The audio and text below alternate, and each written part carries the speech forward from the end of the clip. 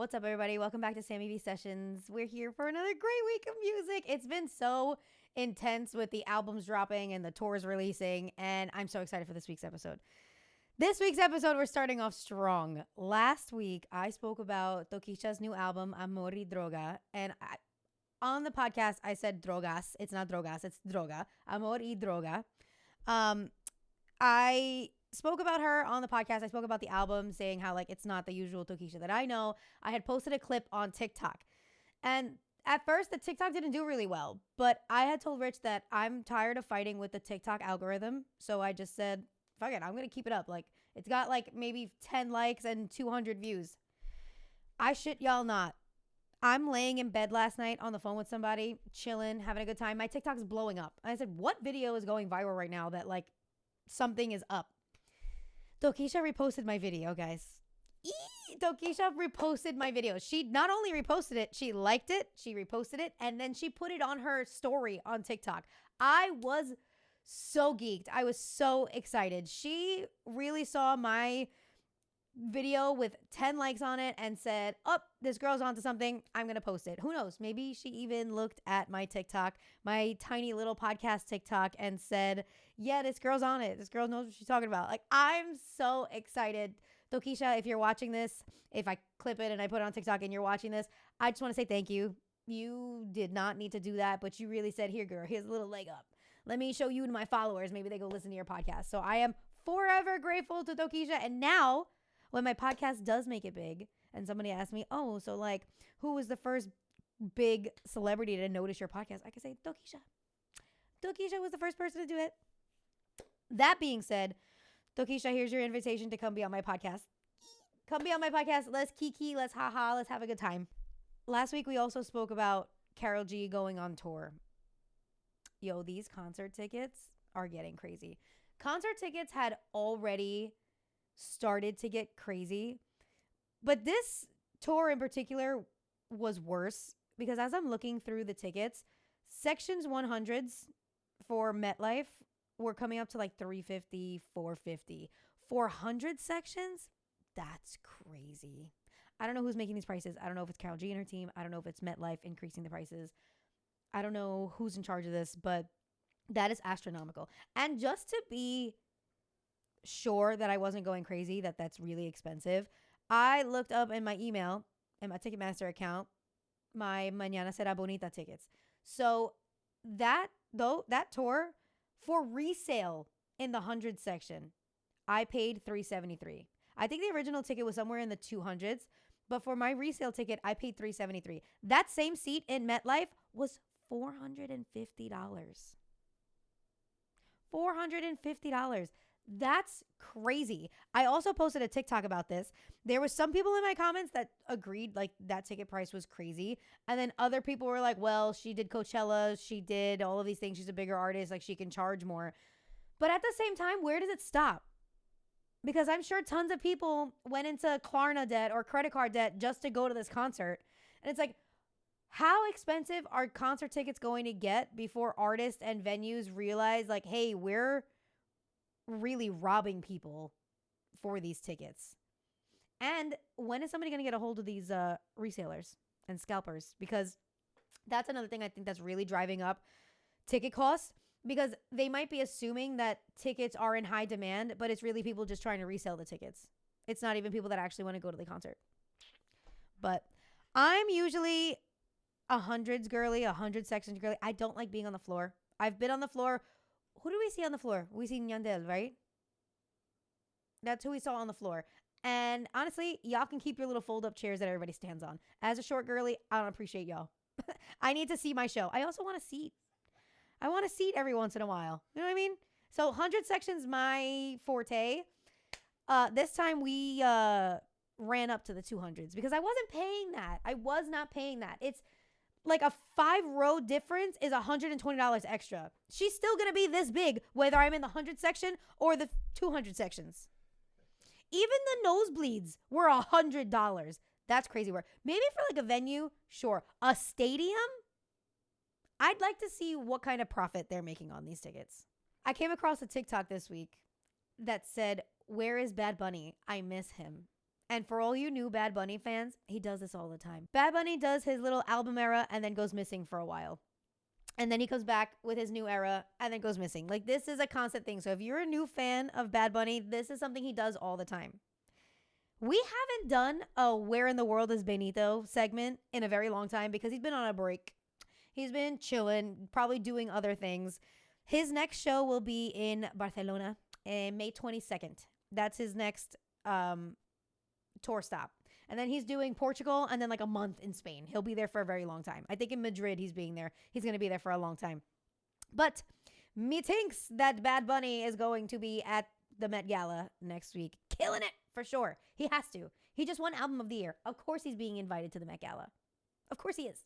Spotify announced a collaboration with Peloton to bring Peloton workouts to the Spotify app. They have like a new fitness category on Spotify now.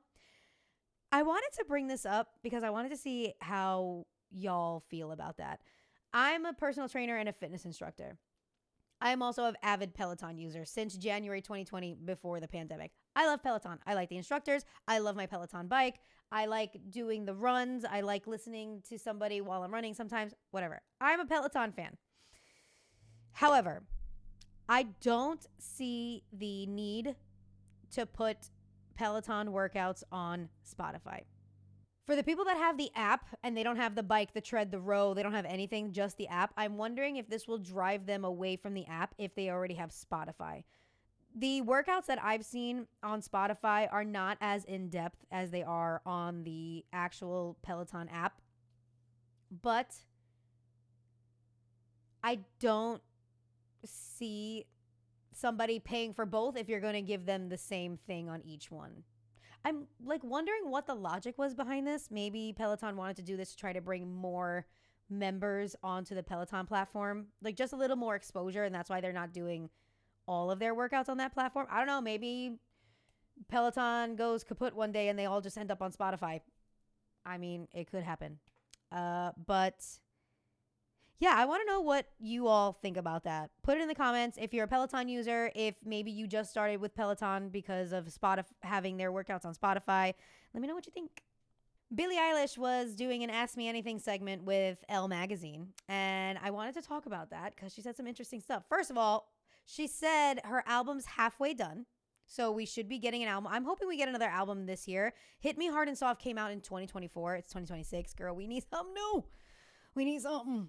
She also talked about what it's like working with her brother, and I'm paraphrasing here. She said, it's nice to work with a sibling because there's no hard feelings and they can speak their minds without feelings getting involved and people's feelings getting hurt.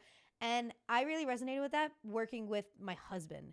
Because, yeah, we might bicker, we might argue, we might say this is better than the other. But at the end of the day, this is something that we're building together. This is our project together. Yes, I sit here. Yes, you see my face. But this is 50-50. Maybe even 75, me 25, because he puts a lot of work behind the scenes as well. So then the clip that everybody's getting on TikTok, she talks about originally not believing in astrology until she met and dated a Gemini man. And girl, as somebody who's been a victim of a Gemini man before, I want to let you know I feel you wholeheartedly. She said she can now spot a Gemini from a mile away, but it's not all bad, because at first when she was talking about Gemini men, I said, I know she's not talking about me.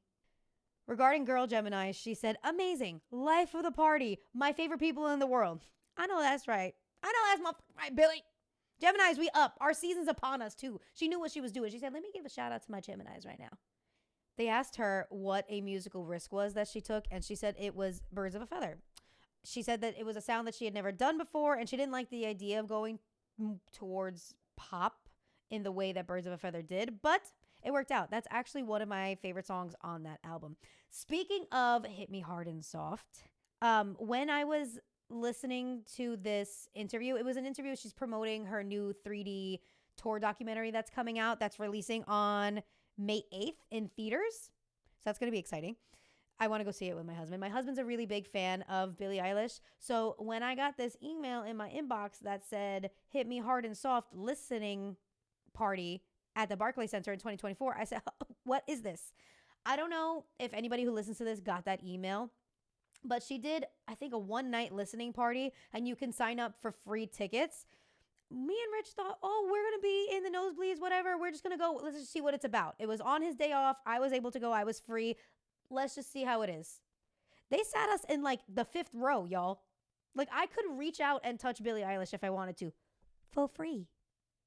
For free. So if I ever want to see Billie in concert, I'm going to be like, I saw her for free so close and now I got to pay hundreds of dollars. But that event was super cool. It was just her and Phineas on the floor. The entire floor was empty. There was no stage. The floor was like full of smoke. She didn't even have a microphone. We were literally at a listening party with her at Barclays and thousands of other people. That place was packed. Not a seat empty. And I remember listening to the album and I was like, oh, this is going to be a very good album. I hope she does something like this for future albums. I think she really cares about her fans. She was talking on the interview as well about fan interaction. She said her favorite fan interaction is after the show, how people wait at the door for her to come out. And she just like she likes putting her hands out and like touching as many fans as she can. And I feel like if I became famous, that'd be me too. Like I love when people enjoy fan interactions. So this tour documentary, Young Miko had opened for her. I don't know if she opened for her entire tour for Hit Me Hard and Soft, but she did open some shows. I wonder if she'll be part of this documentary. So we're going to go see it, and I'll make sure to run it back. Oh, we should go see it next Friday. It comes out May 8th. What's today, the 2nd? Yeah, next Friday. Okay. I'll bring y'all my reviews afterwards. Last week, I had said I want to start having people submit their song of the week so I can look into it. Maybe it's a song that I know. Maybe it's a song that I don't know.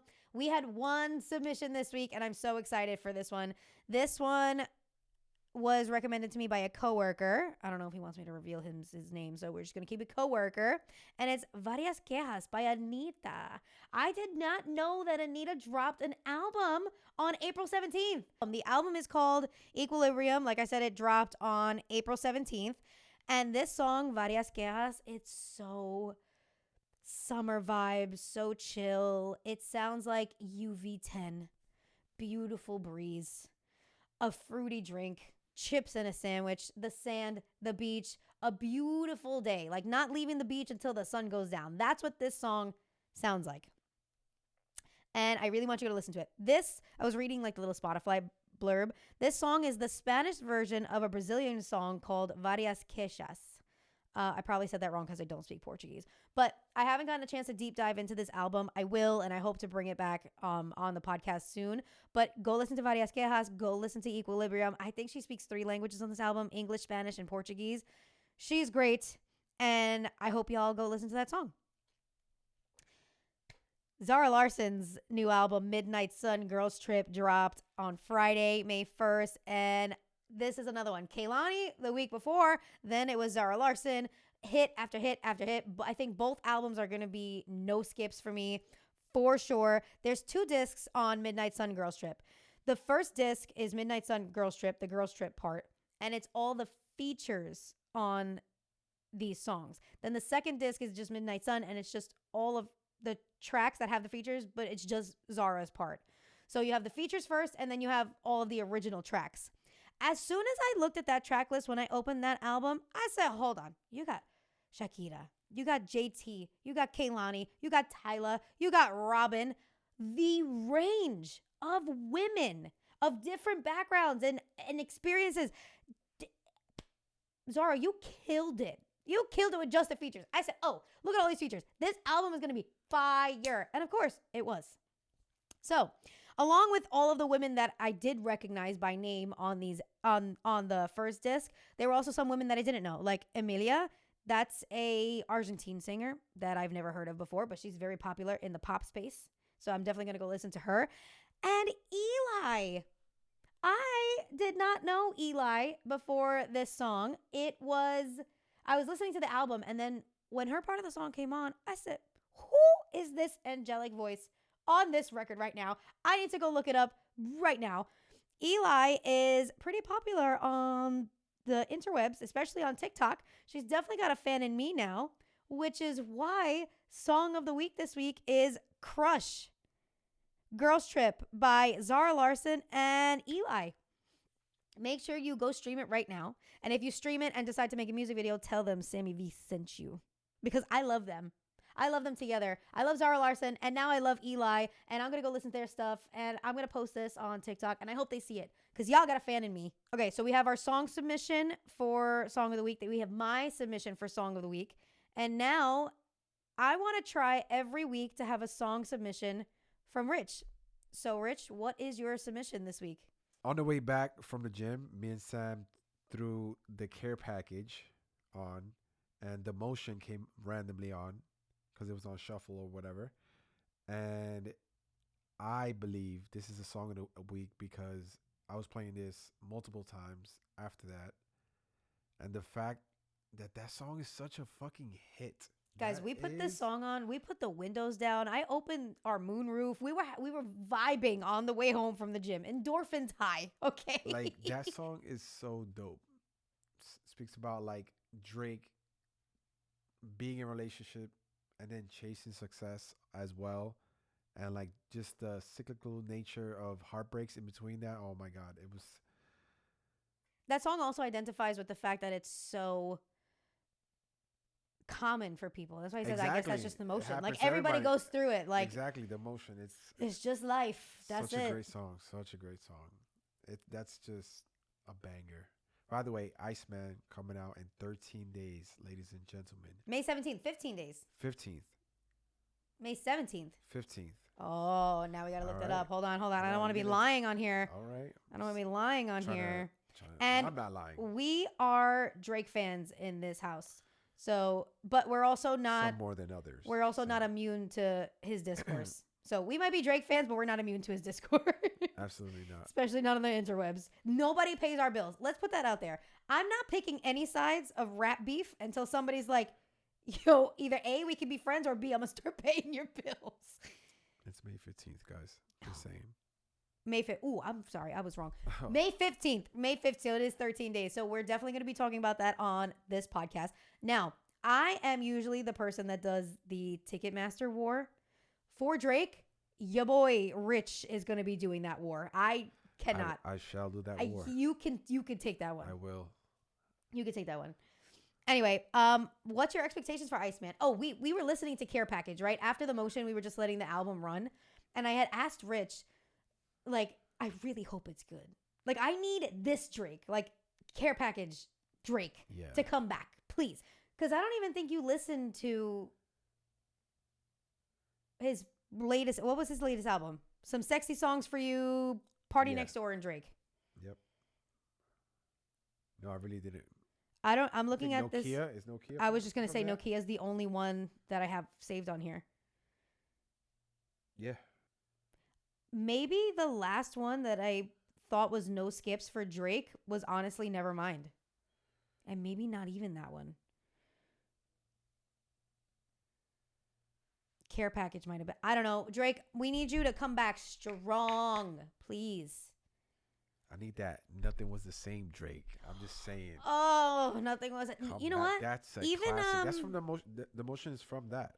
Right, but even Take Care. The deluxe version, by the way, guys. If you had the deluxe version, that was that extra song right there. The motion. I'll do a Take Care redo.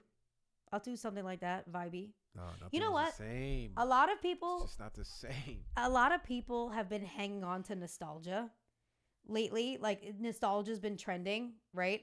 Maybe Drake got a little hint of that. Maybe he's like, let me just go back to what I was doing. If this album sucks, I'm going to be tight. We shall see. I'm going to be tight if this album sucks. We'll see. But that's all I have for you this week. You got 3 songs to listen to. Varias Quejas. You've got Crush, Girls Trip, and you've got The Motion. I hope you all take this music and go listen to it. As always, if you've made it this far in this episode, please, please, please, if you're listening on Spotify, follow the podcast, rate the podcast 5 stars, please.